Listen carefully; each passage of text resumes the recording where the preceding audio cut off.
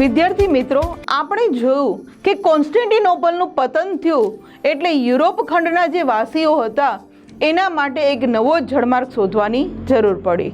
કારણ કે એને આપણા ભારતની જે કંઈ વસ્તુઓ હતી એના વગર ચાલે એમ નહોતું. એ માટે એ લોકો ભારત આવવાનો નવા જળમાર્ગની શોધ કરે છે. ચાલો આપણે જોઈએ કે સૌપ્રથમ આ શોધની શરૂઆત કોણે કરી. તો સૌપ્રથમ આ શોધની શરૂઆત કરનાર હતા એ પોર્ટુગીઝ હતા. પોર્ટુગલ દેશના જે કંઈ રહેવાસી છે એને આપણે પોર્ટુગીઝ કહીએ છીએ. પોર્ટુગલના રાજા પ્રિન્સ હેનરીની પ્રેરણાથી, પ્રોત્સાહન અને આર્થિક મદદથી ભારત આવવાનો જળમાર્ગ શોધવાનો પ્રયત્ન શરૂ થયા હતા. કારણ કે એ લોકોને આપણા મરી મસાલા તેજાના વગર ચાલે એમ નહોતું. એ માટે જે આ પ્રિન્સ છે એ શું કરે છે તો કે એની પ્રજાને પ્રોત્સાહન આપે છે કે ભાઈ આપણે હવે એક નવો જળમાર્ગ શોધ્યા વગર કોઈ આપણો ઉદ્ધાર નથી. એ માટે પ્રોત્સાહન આપે છે અને સાથે સાથે આર્થિક મદદ એટલે શું તો કે પૈસા પણ આપે છે કે જે કંઈ ખર્ચો થશે એ હું ભોગવીશ, પણ તમે ભારત જવા માટે એક નવો જળમાર્ગ શોધીને લાવો. ત્યારબાદ વાત કરીએ તો બાર્થોલોમ્યુ ડાયસ. આ જે પોર્ટુગલનો જે નાવિક હતો એનું નામ હતું બાર્થોલોમ્યુ ડાયસ. એક કેપ ઓફ ગુડ હોપની શોધ કરે છે, એટલે એક નવો જ પ્રદેશી ગોતીને લાવે છે. અને ત્યાર પછી વાત કરીએ આ ઇમેજની અંદર જે બાર્થોલોમ્યુ ડાયસ જે સૌથી પહેલો પોર્ટુગલ નાવિક હતો એ ભારત આવવા માટે નીકળે છે. પણ એ ક્યાં સુધી પહોંચે છે તો કે કેપ ઓફ ગુડ હોપની સીમા સુધી પહોંચે છે અને ત્યાં એની યાત્રા અટકી જાય છે. આગળ આપણે વાત કરીએ તો ક્રિસ્ટોફર કોલંબસ. યસ વિદ્યાર્થી મિત્રો, તમને તરત જ ગીત યાદ આવે છે ને કે કોલંબસ કોલંબસ છુટ્ટી હે આઈ. હા, આ એ જ કોલંબસ છે કે જે પોતે પણ નીકળી જાય છે ભારત આવવાનો જળમાર્ગ શોધવા માટે. ચાલો, ક્રિસ્ટોફર કોલંબસ એ કોની મદદ લે છે તો કે સ્પેનનો છે, એટલે સ્પેનના રાજા એને આર્થિક મદદ કરે છે કે ચલો ભાઈ પૈસા હું બધા ચૂકવીશ, પણ તમે છે ભારત જવા માટે કયો નવો જળમાર્ગ આપણે ઉપયોગ થઈ શકે એ માટેની શોધ કરો. એટલે ક્રિસ્ટોફર કોલંબસ છે એ પણ આર્થિક મદદ લઈ અને ભારતનો જળમાર્ગ શોધવા નીકળી પડે છે.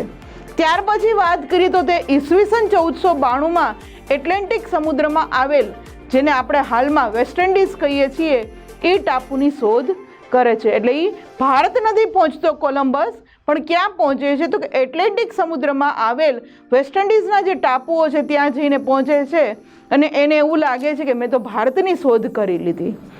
આગળ જોઈએ તો આ ક્રિસ્ટોફર કોલંબસ છે એ મર્યો ત્યાં સુધી એને એવું હતું કે ના, મેં જે આ ટાપુ શોધ્યો છે એ ભારતના જ ટાપુ છે. એટલે એવું આપણે કહી શકીએ કે ક્રિસ્ટોફર કોલંબસને મૃત્યુ સુધી વિશ્વાસ હતો કે તેને ભારત આવવાનો નવો જળમાર્ગ શોધ્યો છે.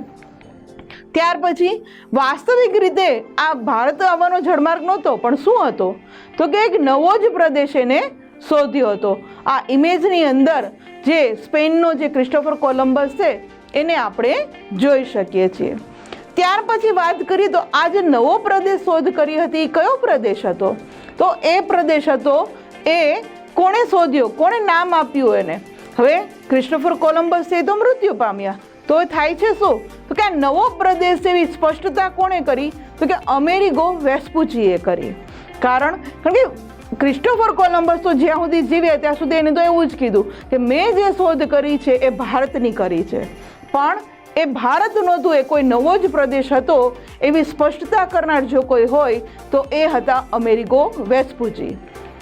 આ અમેરિગો વેસ્પુચીએ એવું કહ્યું જેથી એના જ નામ ઉપરથી આ નવા પ્રદેશનું નામ પડ્યું અમેરિકા, જેને આજે આપણે અમેરિકા મહાસત્તા તરીકે ઓળખીએ છીએ. આ મહાસત્તાની જો કોઈ શોધ કરનાર હોય તો એ હતા ક્રિસ્ટોફર કોલંબસ, પણ એનું નામકરણ જે કંઈ થયું એ થયું અમેરિગો વેસ્પુચીના નામ પરથી. આ ઇમેજની અંદર આપણે અમેરિગો વેસ્પુચીને જોઈ શકીએ છીએ કે જેના નામ ઉપરથી આ અમેરિકા દેશ એવું નામ આપવામાં આવ્યું હતું. વિદ્યાર્થી મિત્રો, આપણે જોયું કે પોર્ટુગલનો સૌપ્રથમ નાવિક આવે છે પણ એને ભારત આવવાના જળમાર્ગની સફળતા મળતી નથી. ત્યારબાદ સ્પેનના ક્રિસ્ટોફર કોલંબસ આવે છે, એને પણ સફળતા નથી મળતી. પણ તો સફળતા કોને મળી ચાલો એના વિશે જાણીએ. ઈસવીસન 1498માં પોર્ટુગીઝ નાવિક વાસ્કો દ ગામાએ ભારત આવવાના જળમાર્ગની શોધ કરી હતી. કોણ હતો એ વાસ્કો દી ગામા? તો કે એ હતા પોર્ટુગીઝના નાવિક હતા. ક્યારે ભારત આવે છે? તો કે ઈસવીસન 1498માં. તમારા પરીક્ષાની અંદર આ ક્વેશ્ચન અવારનવાર પૂછાય છે કે ભારત આવવાનો નવો જળમાર્ગ શોધ કોણે કરી હતી? તો આપણો આન્સર હોવો જોઈએ વાસ્કો દી ગામાએ ભારત આવવાના નવા જળમાર્ગની શોધ કરી હતી. ક્યારે કરી હતી? તો કે ઈસવીસન 1498માં એમણે શોધ કરી હતી. એટલે પરીક્ષાની અંદર અહીંથી ખૂબ જ મહત્વના પ્રશ્ન બની શકે છે. આગળ વાત કરીએ કે પોર્ટુગીઝ નાવિક જે વાસ્કો દી ગામા છે એ સુદ્ધા ડાયરેક્ટ પહોંચી ગયા હતા આપણે ત્યાં? તો કે ના, એને પણ ક્યાંક રસ્તામાં, જેમ આપણે ક્યાંય બહાર જઈએ રસ્તો નથી મળતો તો આપણે રસ્તામાં 2-3 વ્યક્તિને પૂછીએ છીએ કે ભાઈ આ એડ્રેસ ખબર છે તમને? એ જ રીતે આ વાસ્કો દી ગામા છે એ રાતા સમુદ્ર સુધી પહોંચે છે ત્યારે શું થાય છે? તો કે એને એક ભારતીય ખલાસી મળે છે જેનું નામ હોય છે મોહમ્મદ ઇબ્ન મજીદ. આ ભારતીય ખલાસી છે મોહમ્મદ ઇબ્ન મજીદ, એને પૂછે છે કે ભાઈ ભારત છે એ કઈ બાજુ આવેલું છે? ત્યારે મોહમ્મદ ઇબ્ન મજીદ એને કહે છે કે હું ખુદ ભારતીય છું અને ચાલો હું તમને મારા દેશ સુધી લઈ જાઉં છું. એટલે એમ કહેવાય છે કે આ વાસ્કો દી ગામાને મદદ કરનાર જે હતો એ આપણો ભારતીય ખલાસી હતો અને એ તેને પશ્ચિમ કિનારે આવેલા કાલિકટ બંદર સુધી એને લઈ આવે છે. આગળ એની વાત કરીએ તો કાલિકટ બંદર સુધી તો એ પહોંચી જાય છે, પણ જ્યારે ત્યાં પહોંચે છે ત્યારે કયા રાજાનું ત્યાં રાજ હતું? તો કે ત્યાંના રાજા હતા સામુદ્રિક, કે જેને આપણે ઝામોરિન તરીકે પણ ઓળખીએ છીએ. તો આ કાલિકટ બંદરે જ્યારે આ વાસ્કો દી ગામા પહોંચે છે ત્યારે આ ઝામોરિન રાજા છે એને વેપાર કરવાની છૂટ આપે છે કે કોઈ વાંધો નથી, અમને તમે તમારે વેપાર કરો. કારણ કે આપણે છે ઇન્ડિયાવાળા ભારતીય હંમેશા દયા દાખવનારા રહ્યા છીએ કે અમે પણ કમાઈએ છીએ તમે પણ કમાઓ, એવી નીતિ રાખી અને આ ઝામોરિન રાજા છે એને વેપાર કરવાની છૂટ આપી દે છે. અને અહીંથી આપણા ભારતની અંદર યુરોપિયન પ્રજા જે આવી હતી એની વેપાર કરવાની છૂટ મળી જાય છે.